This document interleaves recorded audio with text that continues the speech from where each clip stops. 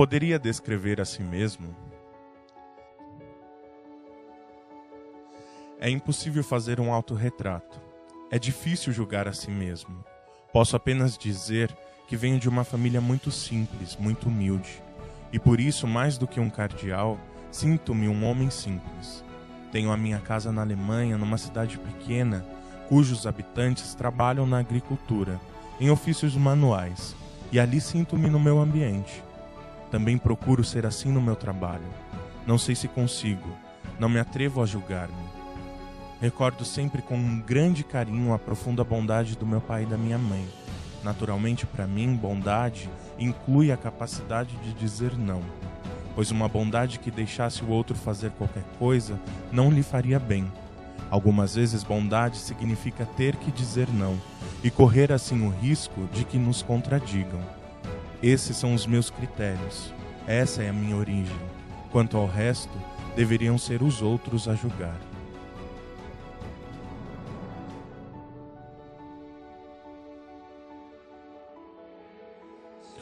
Em 16 de abril de 1927, nascia Joseph Ratzinger, na cidade de Mater al Inn, na Bavária, Alemanha, em um sábado de Aleluia.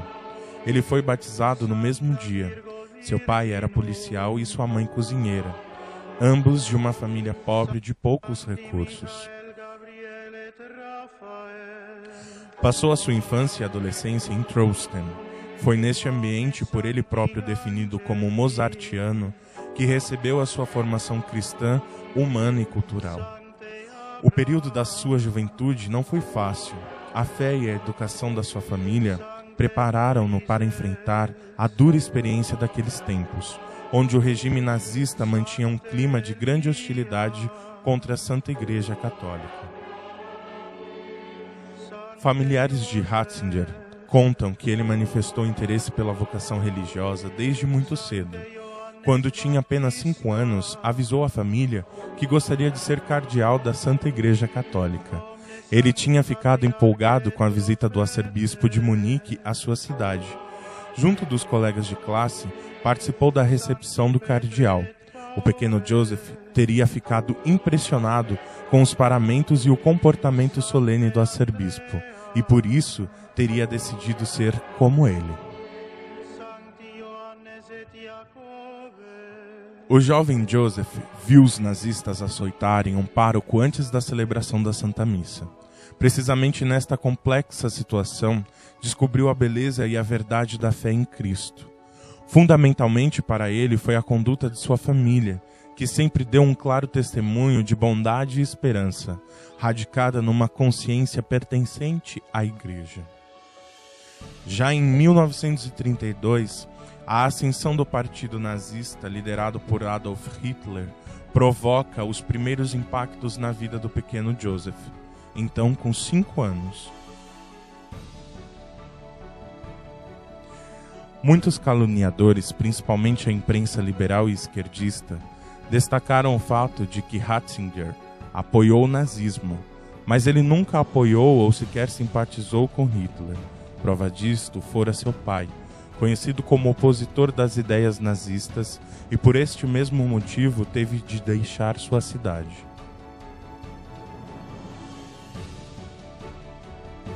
Ainda dizem que Joseph era afiliado à juventude hitlerista, quando tinha 14 anos, mas esquecem que a filiação era obrigatória, e os pais que não aceitassem inscrever seus filhos na instituição corriam um sério risco de perdê-los para o Estado.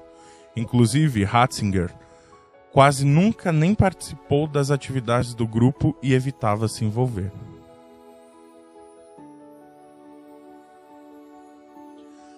Apesar da oposição contrária ao nazismo, o pai de Joseph continuou trabalhando como policial depois da ascensão do partido ao poder, em 1933. Em 1937 se aposentou. Morou no interior da Bavária até a morte, aos 82 anos. Mesmo estudando para ser padre, Joseph Ratzinger teve que, em 1943, participar da infantaria alemã na Segunda Guerra Mundial, esta que mobilizava todo o seu país. Aos 16 anos, Ratzinger tornou-se ajudante de uma bateria antiaérea instalada para proteger uma fábrica da BMW. Foi dispensado da unidade em setembro de 1944, mas passou apenas 10 dias em casa, quando recebeu outra convocação, desta vez para ajudar a cavar trincheiras. Em novembro de 1944, foi dispensado novamente 3 semanas depois e houve uma nova convocação, dessa vez para o exército nazista. Sua segunda participação na guerra, contudo, duraria pouco. Com a linha de frente dos aliados cada vez mais próxima, em abril de 1945, Ratzinger abandona o exército e foge para casa. Quando chega, encontra soldados americanos no local. As tropas haviam transformado a residência de sua família numa base improvisada. Como havia participado dos combates, foi detido num campo para prisioneiros de guerra. Em 19 de junho de 1945, foi liberado pelos americanos.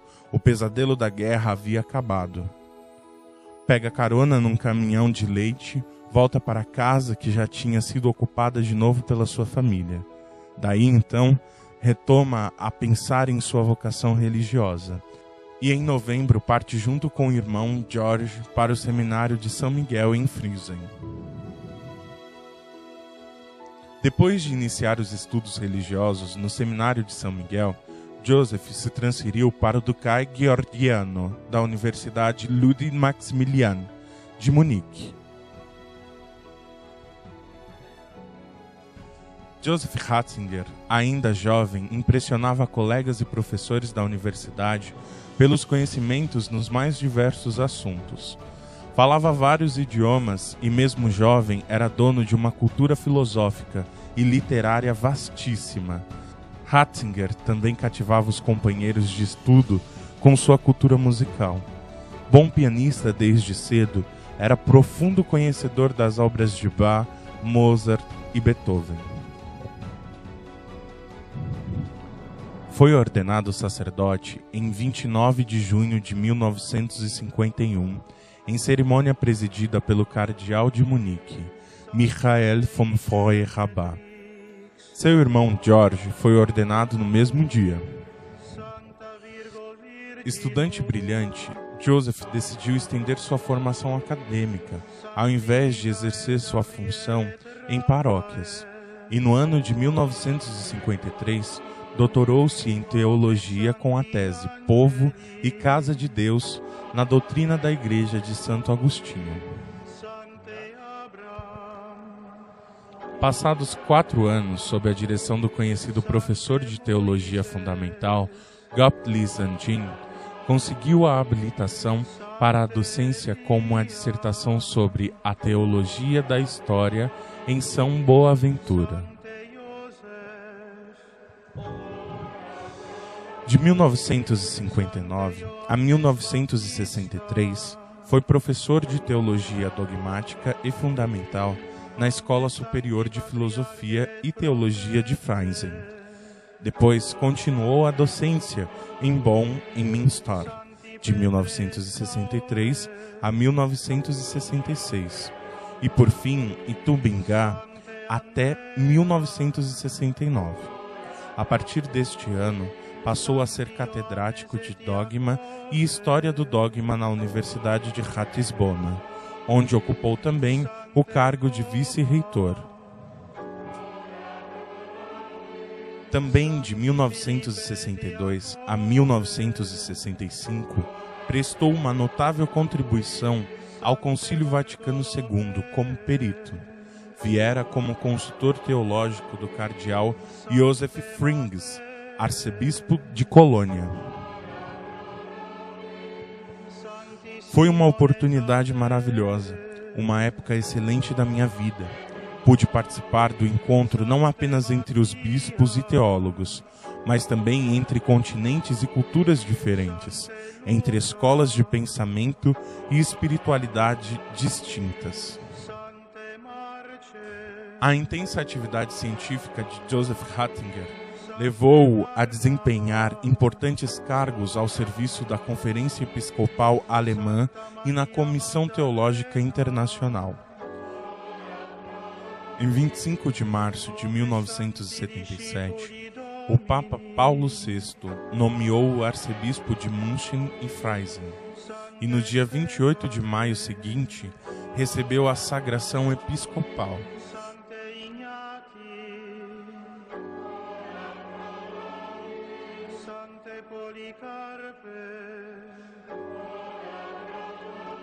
Foi o primeiro sacerdote diocesano depois de 80 anos que assumiu o governo pastoral da grande arquidiocese Bavária. Escolheu como lema episcopal colaborador da verdade. Assim o explicou sua escolha. Parecia-me, por um lado, encontrar nele a ligação entre a tarefa anterior de professor e a minha nova missão. O que estava em jogo, e continua a estar, embora com modalidades diferentes, é seguir a verdade, estar ao seu serviço. E por outro, escolhi este lema porque no mundo atual omite-se quase totalmente o tema da verdade, parecendo algo demasiado grande para o homem. E todavia, tudo se desmorona se falta a verdade.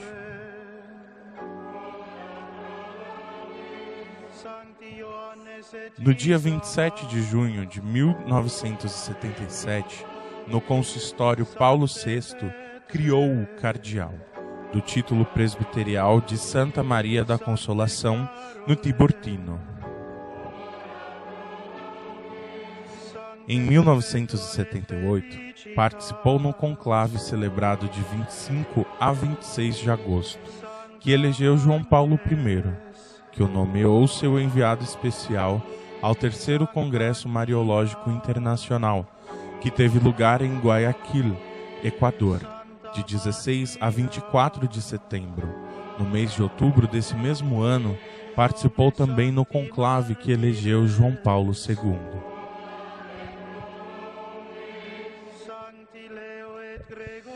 Foi relator na 5ª Assembleia Geral Ordinária do Sínodo dos Bispos realizada em 1980, que tinha como tema Missão da Família Cristã no Mundo Contemporâneo, e presidente delegado da 6ª Assembleia Geral Ordinária, celebrada em 1983, sobre a reconciliação e a penitência na missão da Igreja. No dia 25 de novembro de 1981, João Paulo II nomeou o prefeito da Congregação para a Doutrina da Fé e presidente da Pontifícia Comissão Bíblica e da Comissão Teológica Internacional. No dia 15 de fevereiro de 1982, renunciou ao governo pastoral da Arquidiocese de München e Freising. O Papa elevou-o à Ordem dos Bispos, atribuindo-lhe a sede suburbicária de Velletri-Seny em 5 de abril de 1993. Foi presidente da comissão encarregada da preparação do Catecismo da Igreja Católica, a qual, após 6 anos de trabalho, de 1986 a 1992, apresentou ao Santo Padre o novo Catecismo. Na Cúria Romana, foi membro do Conselho da Secretaria de Estados para as Relações com os Estados, das Congregações para as Igrejas Orientais, para o Culto Divino e a Disciplina dos Sacramentos, para os bispos, para a evangelização dos povos, para a educação católica, para o clero e para as causas dos santos, dos Conselhos Pontifícios para a promoção da unidade dos cristãos e para a cultura, do Tribunal Supremo da Signatura Apostólica e das Comissões Pontifícias para a América Latina, Ecclesia Dei, para a interpretação autêntica do Código de Direito Canônico e para a revisão do Código de Direito Canônico Oriental.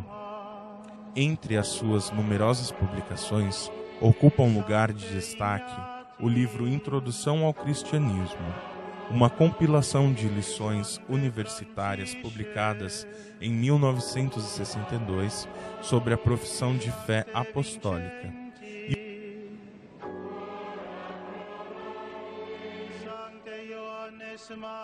No decurso dos anos, continuou abundante a série das suas publicações, constituindo um ponto de referência para muitas pessoas, especialmente para os que queriam entrar em profundidade no estudo de teologia. Em 1985, publicou o livro Entrevista, Informes sobre a Fé, e em 1996, O Sal da Terra. E por ocasião do seu 70º aniversário, publicou o livro Na Escola da Verdade, onde apareceram ilustrados vários aspectos da sua personalidade e da sua obra por diversos autores. Enfim, no dia 2 de abril de 2005, às 22h37 do horário de Roma, o Papa João Paulo II faleceu.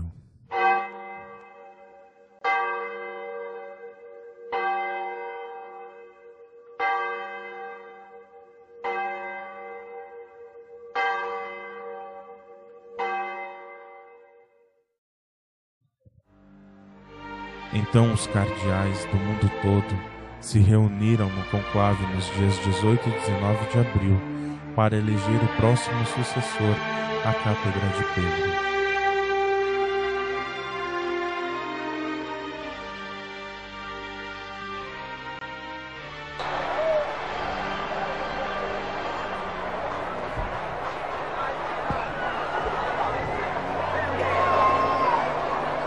Fratelli e sorelle carissimi, queridísimos hermanos y hermanas, bien chers frères et sœurs, liebe Brüder und Schwestern, che innovazione, dear brothers and annuncio sisters, poliglotta. annuncio vobis gaudium magnum.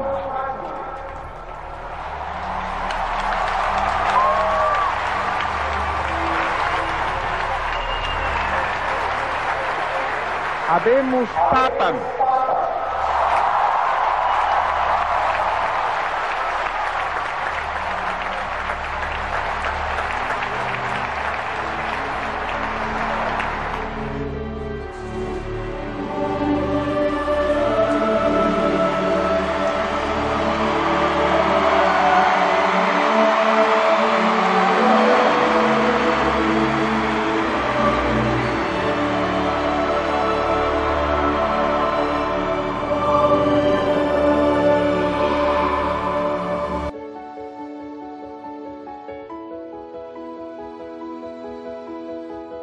Em sua primeira missa como Sumo Pontífice, no dia 24 de abril de 2005, reconheceu em plena humildade a sua fragilidade como servo de Deus perante a tarefa que tinha a desempenhar. Sapevamo che non siamo soli, che siamo circondati, condotti e guidati dagli amici di Dio.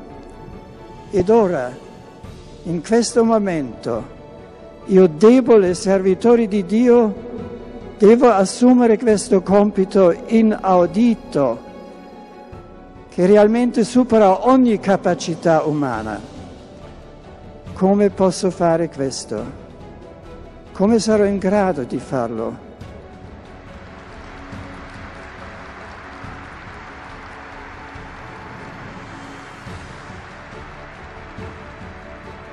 Voi tutti, cari amici, avete appena invocato l'intera schiera dei santi, rappresentata da alcuni dei grandi nomi della storia di Dio con gli uomini. In tal modo, anche in me, si ravviva questa consapevolezza: non sono solo. non devo portare da solo.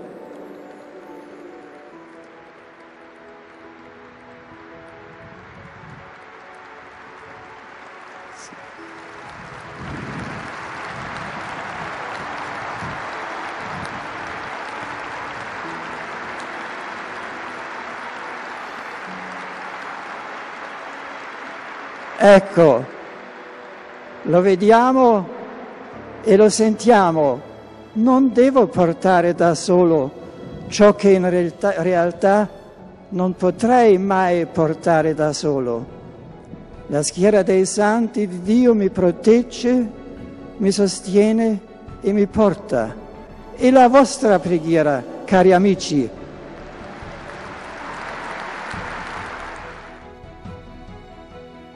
Bento XVI escolheu seu nome em homenagem a São Bento de Núrcia, fundador dos mosteiros que ficaram responsáveis pela volta do cristianismo à Europa após as invasões bárbaras. Ficava então claro o princípio que regeria seu pontificado: edificar os verdadeiros valores cristãos aos povos, e por que não dizer à Igreja. Contudo, diante dessa grande missão, o Papa nos pede.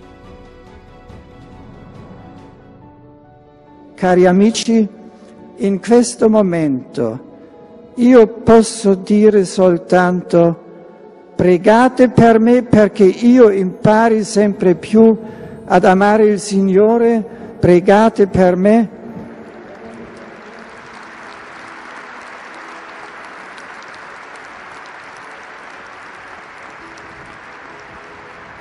Pregate per me perché io impari ad amare sempre più il suo gregge, voi, la Santa Chiesa, ciascuno di voi singolarmente e voi tutti insieme. Pregate per me.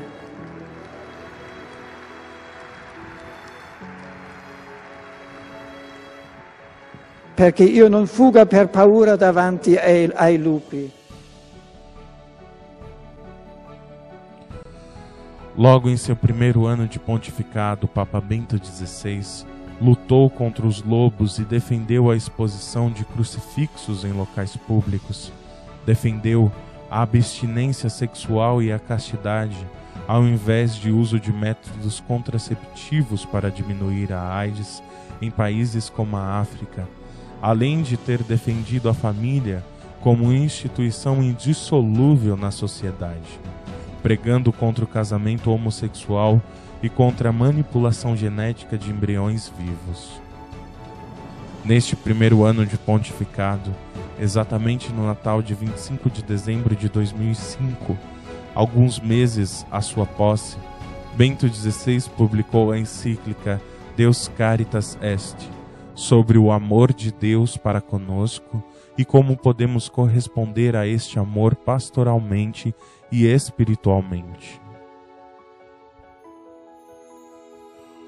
Por meio dessa carta, no início de seu pontificado, Bento XVI mostrou-se fiel às palavras de nosso Senhor Jesus Cristo, narradas no Evangelho de São Lucas, capítulo 22, versículo 32, ditas a São Pedro: Mas eu roguei por ti, para que a tua confiança não desfaleça, e tu, por tua vez, confirma os teus irmãos.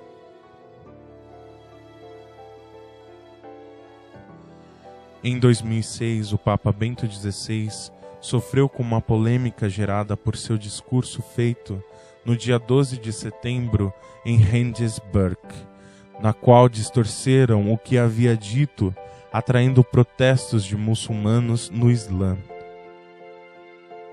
Desde então, já começa a ficar claro que durante seu pontificado sofreria inúmeras tentativas da mídia de distorcer suas palavras em diversos discursos e pronunciamentos.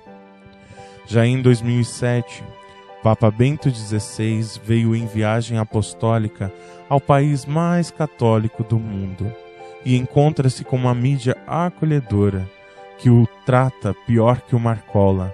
Numericamente falando, o Papa foi mais criticado pela mídia liberal que o Marcola, chefe do tráfico na cidade do Rio de Janeiro. Já percebemos aí